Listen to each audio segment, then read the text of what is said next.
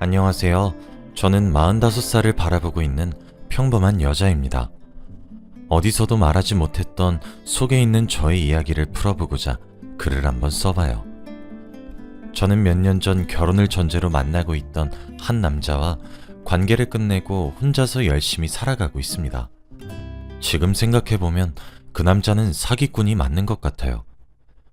저는 그 사람과 36살 때 만났는데 그때 제 나이가 30대 중후반이었음에도 불구하고 저는 결혼 생각은 전혀 없었고 오로지 돈 생각뿐이었던 것 같아요. 삶에 너무 찌들어 있기도 했고 결혼은 사치라는 생각이 너무 강해서 사랑에 관심이 없었습니다. 제가 연애를 정말 오랫동안 안 해서 설레는 감정을 느꼈던 기억도 희미해지니 한동안은 제가 사랑을 느끼지 못하는 사람인가 라는 생각도 많이 했던 것 같아요. 그런데도 딱히 개선하려는 노력을 안 했습니다. 그런데 저에게도 연애세포란 것이 있긴 하더군요. 저는 평소에 일중독자라 주말에도 카페에 가서 컴퓨터 자판을 두드리며 업무를 보곤 하는데 저희 집 근처에 조용하고 일하기 좋은 카페가 있어요. 저는 적어도 한 달에 2번은 꼭 가서 몇 시간 동안 앉아 있다가 옵니다. 평소처럼 귀에 이어폰을 꽂고 노트북 자판을 두드리고 있는데 한 남자가 성큼성큼 다가와서는 저기 너무 마음에 들어서 그런데 혹시 전화번호 좀 주실 수 있을까요? 라고 하는 겁니다. 저는 생애 처음으로 제 번호를 달라는 사람을 보니 왠지 모르게 심장이 뛰기 시작했고 36살의 소녀스러워지더라고요. 네? 제 전화번호요? 네, 부담스러우시면 안 주셔도 괜찮아요. 그 사람은 한국인의 동양적인 얼굴과는 달랐고 외국 사람처럼 쌍꺼풀도 진하고 코도 높은 서양 사람 같았어요. 그런데 한국말도 굉장히 능숙하고 또박또박 발음을 잘하더라고요. 잘생긴 그 사람이 저도 마음에 들어서 전화번호를 건네주었습니다. 그러고 그 사람이 제 테이블로 자신의 짐을 다 옮겨서는 저희는 거기서 몇 시간 동안 시간이 가는 줄도 모르고 이야기를 나누었습니다. 이야기를 하면서 알게 된 게 그 사람은 외국인이 맞았고 지금은 한국에 들어와서 취업 준비를 하고 있다고 했습니다. 한국어를 잘하는 이유는 한국이란 나라가 너무 좋아서 한국어 공부를 굉장히 열심히 했다고 하더군요. 이름은 잭슨이라고 했어요. 저는 한 번도 외국인 친구와 이야기를 나누어 본 적이 없는데 외국 남자와 친해지게 되니까 기분이 신기하고 세상을 넓게 바라보는 기분이 들더라고요. 저는 잭슨을 친한 친구라고 생각하려 했지만 잭슨은 그러지 않았는지 저를 본 첫날부터 제 손을 덥석 잡고는 했죠. 저는 그런 잭슨이 싫지 않았고 저도 마음을 열었습니다. 잭슨과 저는 일주일에 5번 이상은 꼭 만났는데 오래 보진 못해도 10분이라도 보기 위해 만나거나 제가 잭슨이 사는 곳으로 가고 잭슨이 제가 사는 곳으로 오고 하면서 저희의 관계는 깊어져 갔습니다. 잭슨은 취업 준비를 하느라 아침에는 독서실을 가고 저녁에 제가 퇴근할 시간에 맞춰서 독서실에 나오고 저를 만나고 난 뒤 고시원에 가서 잠을 자요. 저희는 아직 확실히 연애를 하는 것은 아니었지만 그래도 좋아하는 감정은 있었습니다. 잭슨은 저에게 사귀자고 했지만 저는 솔직히 잭슨이 미국으로 가면 장거리 커플이 되니까 서로 힘들 것 같아서 잭슨이 좋았지만 계속 거절을 하고 있는 상황이었죠. 잭슨도 제 걱정을 눈치챘고 우리는 잘 헤쳐나갈 수 있다며 너무 부담 갖지 말라고 했습니다. 잭슨은 당분간은 한국에 있지만 사귀는 사이가 되면 미국으로 자주 가서 부모님께 저를 소개해주고 싶다고 했어요. 잭슨은 적어도 3개월에 한 번은 꼭 미국으로 가서 몇 주 동안 있다가 온다고 하더라고요. 잭슨이 미국에 가 있는 동안 제가 좋아하는 일을 하면서 바쁘게 살다 보면 시간이 금방 갈 것 같아서 잭슨의 끈질긴 설득 끝에 그날 잭슨과 사귀게 되었습니다. 잭슨은 고시원에서 살다 보니까 항상 데이트는 저희 집에서 하거나 저희 동네에서 했어요. 한 번도 잭슨이 사는 곳엔 가본 적이 없지만 잭슨 말로는 자기도 처음 가보는 곳이라 지리도 잘 모르고 구석에 있어서 아무것도 할 게 없다고 하더라고요. 잭슨은 항상 저를 보러 버스를 타고 40분을 와주었습니다. 그런 잭슨의 모습을 보니까 몇십 년 동안 잠재워져 있던 연애세포가 한 번에 폭발을 해버렸고 그 남자에게 완전히 빠져버렸죠. 잭슨이 미국에 가 있는 몇 주 동안은 제 할 일에 집중하면서 시간을 보냈고 몇 주 뒤 잭슨이 오면 다시 행복하게 연애를 하니까 일도 잡고 사랑도 잡는 현대인이 된 것 같은 기분에 너무 행복했어요. 저는 이대로 죽어도 여한이 없을 것 같다는 생각까지 했습니다. 잭슨과 평소와 다름없이 저희 집에서 요리를 해먹고 같이 앉아서 놀고 있는데 저는 아무렇지 않게 잭슨, 우리 결혼할까? 라고 말을 했습니다. 저는 당연히 이때까지의 잭슨의 모습을 보면 제 물음에 좋다고 할 줄 알았는데 갑자기 식은땀을 흘리면서 당황을 하는 거 있죠. 잭슨의 동공이 흔들렸고 응? 결혼? 이라는 말만 되풀이했습니다. 잭슨은 저와 사귀는 동안 취업에도 성공했고 자리도 얼추 잡았기에 이제 저는 결혼을 하고 싶었는데 잭슨은 놀랐는지 대답을 주저하더군요. 결혼? 내가 아직 너를 책임질 마음의 준비가 안 됐나 봐. 조금만 기다려줘. 우리 부모님한테도 말해야 하고. 잭슨, 혹시 나랑 결혼하기 싫어? 무슨 소리야. 내가 너 아니면 누구랑 결혼해? 라며 저에게 조금만 기다려달라고 하더군요. 저는 한 번도 잭슨의 부모님을 뵌 적이 없었지만 그래도 사진으로는 몇 번 본 적이 있어서 얼른 미국으로 가서 인사도 드리고 잭슨이랑 결혼해서 행복한 가정을 꾸리고 싶었습니다. 그런데 며칠 뒤 잭슨이 뜬금없이 저에게 우리 결혼하자 라고 말을 하더군요. 대신 아직 취업을 한 지 얼마 안 됐으니 결혼 자금이 어느 정도 모이면 그때 결혼을 하고 지금은 동거를 하자고 했죠. 저는 잭슨이 저와의 결혼을 동의해 준 것만으로도 고마워서 알겠다고 하고 잭슨이 저희 집으로 들어와서 같이 살게 되었습니다. 그렇게 동거 생활을 하면서 결혼 이야기도 하고 2세 계획까지 세우면서 신혼집을 어떻게 꾸밀지 등등 우리의 미래 이야기를 많이 했어요. 그런데 어느 날 갑자기 잭슨이 미국에 계시는 어머니가 편찮으시다면서 며칠 동안 병간호를 하러 미국에 나가 있어야 한다고 하더라고요. 저는 너무 걱정되어서 같이 가자고 했지만 괜찮다며 저를 말렸고 천천히 와도 되니까 병간호 잘해드리고 오라고 했어요. 잭슨은 5일 뒤에 온다고 한 뒤 제 곁을 떠나 미국으로 갔습니다. 그런데 미국으로 간 지 일주일이 지났는데도 잭슨은 한국으로 돌아오지 않더라고요. 원래 미국으로 가면 연락이 잘 되는데 그때는 병간호하느라 바쁠 것 같아서 연락을 하면 민폐가 될 것 같아 기다리기만 했어요. 그런데 결국 열흘이 지났고 저는 혹시나 어머니가 잘못된 건 아닐까 싶어서 잭슨에게 카톡을 해보니 괜찮다고 하더라고요. 그런데 한 보름을 더 있겠다고 온다고 하는 겁니다.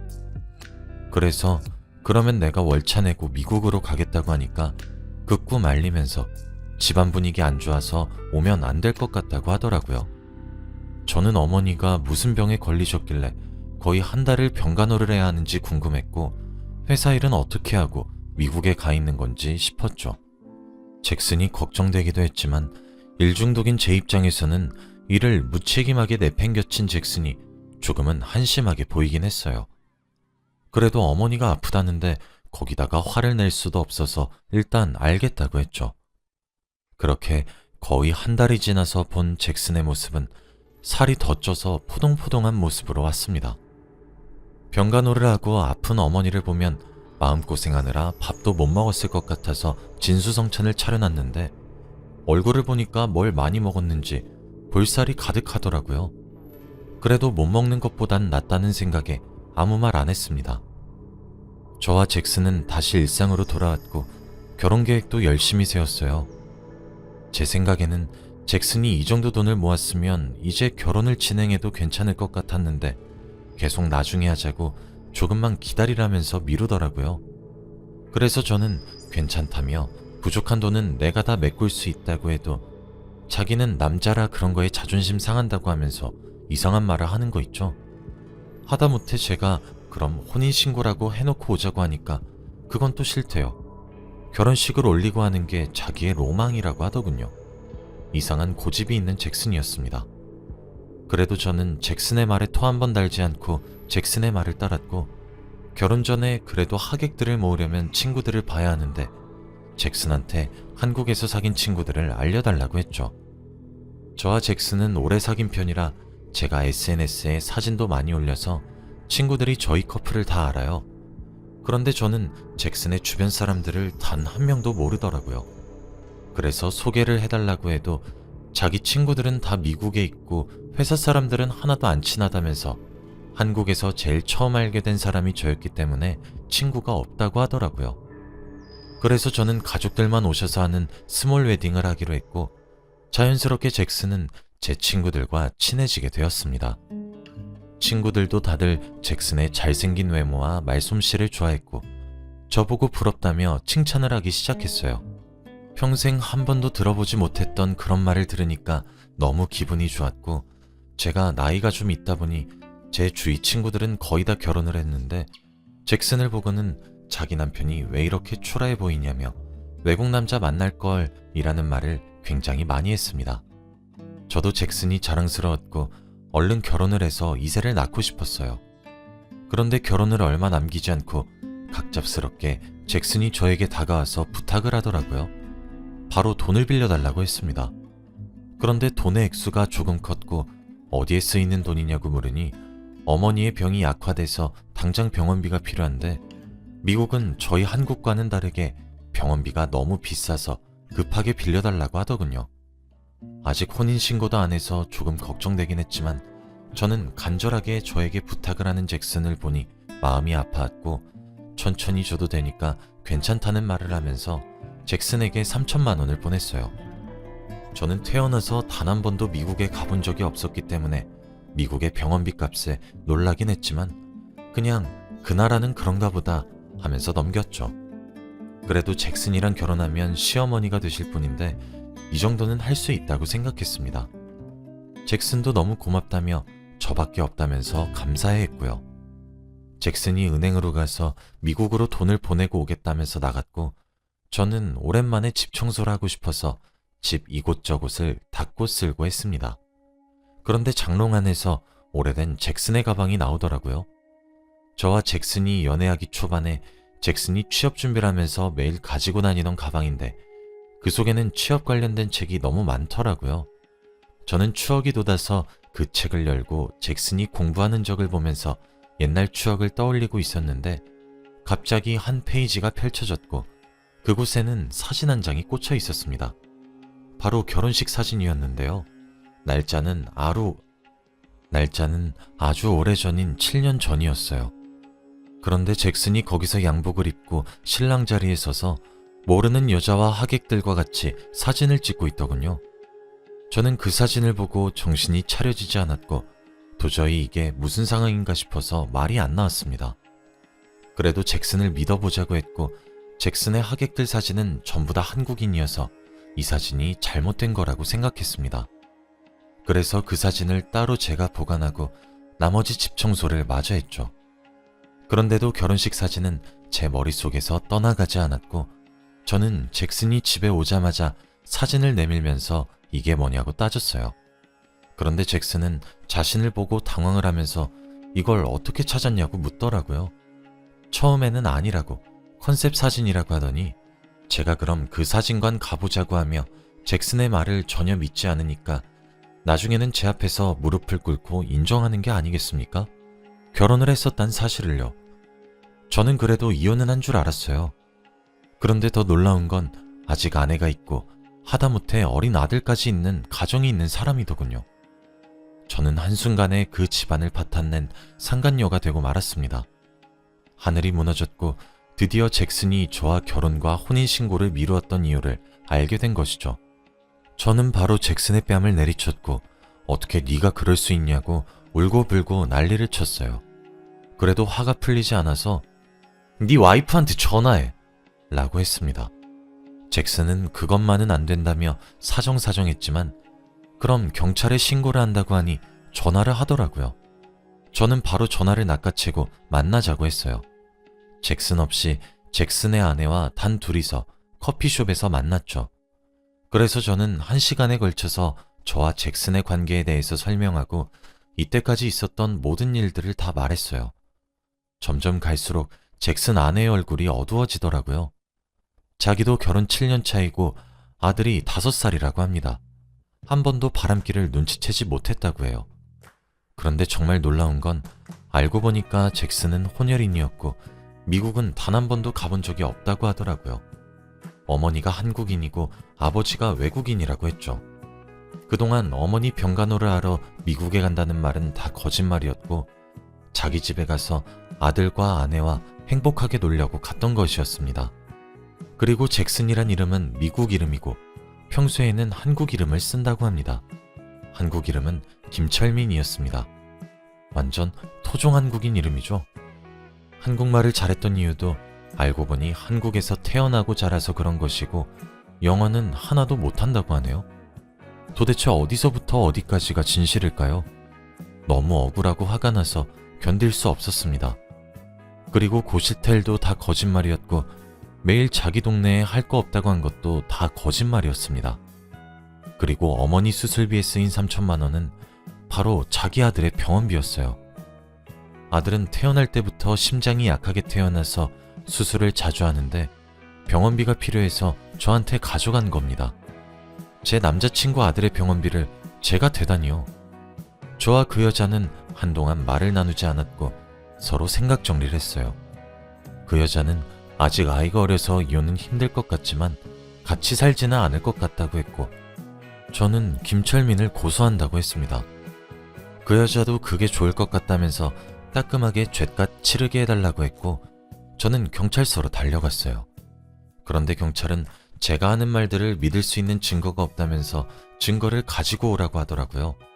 제가 하는 말들은 모두 다 심증이고 물증이 없다고 합니다.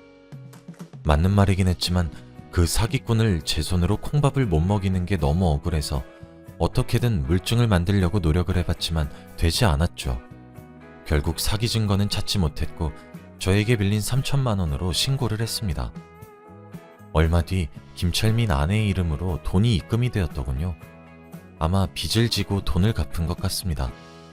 저는 그 사람의 짐을 다 내놓고 비밀번호도 바꾸면서 관계를 끊어버렸는데 연락이 계속 와서는 너와 함께한 모든 시간은 다 진심이었어 라며 사랑해, 우리 다시 잘해보면 안 될까? 라는 말을 하더라고요. 그때 알았죠. 이 사람은 정상적인 사고방식을 가지고 있지 않다고요. 그 뒤로 저는 연락처까지 차단했고 다시는 마주치는 일 없었어요.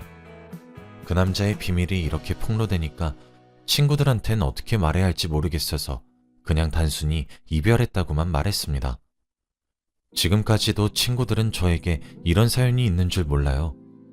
혼자서 소가리하면서 사는 것보다 이렇게 사연을 쓰니 한결 편안해지는 것 같긴 하네요. 제 이야기는 여기까지입니다. 들어주셔서 감사합니다.